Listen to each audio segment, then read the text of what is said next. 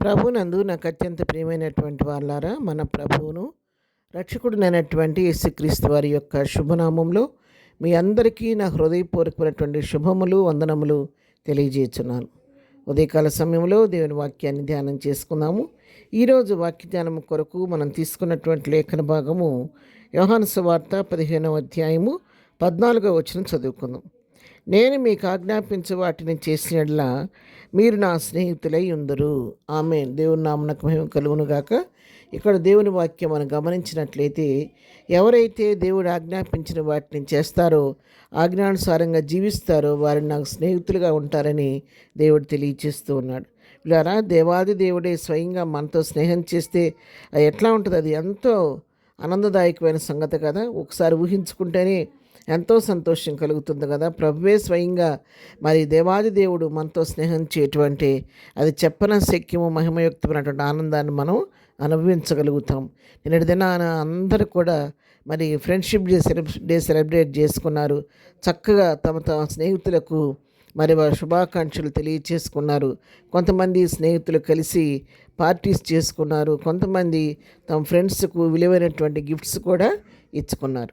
ఈ లోకంలో ఉన్నటువంటి మనతోటి వాళ్ళు మన మానవ మాత్రమైనటువంటి ఫ్రెండ్స్కే మనం ఇంత విలువిచ్చి వారితో అంతగా మన సంతోషాన్ని పంచుకుంటూ ఉంటే, స్వయంగా సృష్టికర్త అయిన దేవుడే నీతో నాతో స్నేహం చేస్తూ ఉంటే ఇంకా మనకెంత సంతోషంగా ఉంటుందో, ఎంత ధన్యత. నిజంగా అది ప్రభు అదే చెప్తున్నాడు.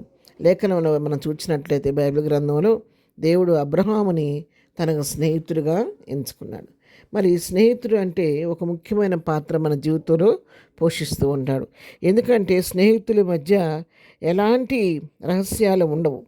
రహస్యాలు ఉండకుండా తల్లిదండ్రులకు తోబుట్టులకు కూడా చెప్పుకోని విషయాలు, పర్సనల్ విషయాలు కూడా ఫ్రెండ్స్కి చెప్పుకుంటూ ఉంటారు.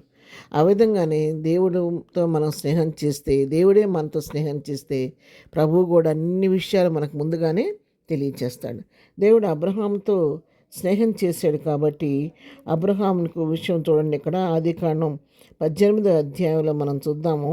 మరి 17వ వచనం, అప్పుడు యెహోవా నేను చేయబో కార్యము అబ్రహామునకు దాచెదనా అని ఒక క్వశ్చన్ మార్క్ పెట్టాడు అక్కడ. ఒక కార్యం నేను చేయబోతున్నాను, ఆ కార్యాన్ని నేను అబ్రహాంకి ఎలా దాచగలను?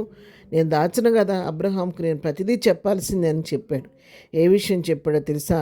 సొదొమ గొమొర్రా పట్టణం నాశనం అవుతున్న సంగతి ముందుగానే అబ్రహాంకు దేవుడు తెలియచేస్తే, అబ్రహాం ఏం చేశాడంటే తన యొక్క మరి సహోదరుని కుమారుడు లోతు కొరకు, అతని కుటుంబం కొరకు ప్రభు సన్నిధిలో ఎంతగానో విజ్ఞాపన చేసి మరి వారిని రక్షించమని గోజాడుకుంటే, దేవుడు అబ్రహాం చేసిన ప్రార్థన ఆలకించి ఆ సొదొమ గొమొర్రా పట్టణం నాశనం అవుతున్నప్పుడు లోతును తన కుటుంబాన్ని రక్షించినట్టుగా మనం చూస్తూ ఉన్నాం.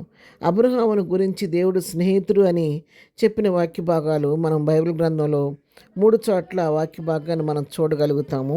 మనం చూసినట్లయితే యెషయా గ్రంథము 41వ అధ్యాయము 8వ వచనం చూస్తే, నా సేవకుడమైన ఇశ్రాయేలు, నేను ఏర్పరచుకున్న యాకోబు, నా స్నేహితుడైన అబ్రహాము సంతానమా. చూడండి, ఇక్కడ నా స్నేహితుడైన అబ్రహాము సంతానమా అని ఇక్కడ దేవుడు పిలుస్తూ ఉన్నాడు. అబ్రహాము నా స్నేహితుడైనటువంటి అబ్రహాము సంతానం అని ఇక్కడ మరి సంబోధిస్తూ అతని స్నేహితుడిగా మనకి ఇక్కడ తెలియచేస్తూ ఉన్నాడు. మరొక చోట కూడా చూస్తే దినవృత్తాంతం 20వ అధ్యాయము 7వ వచనం చదువుకుందాము.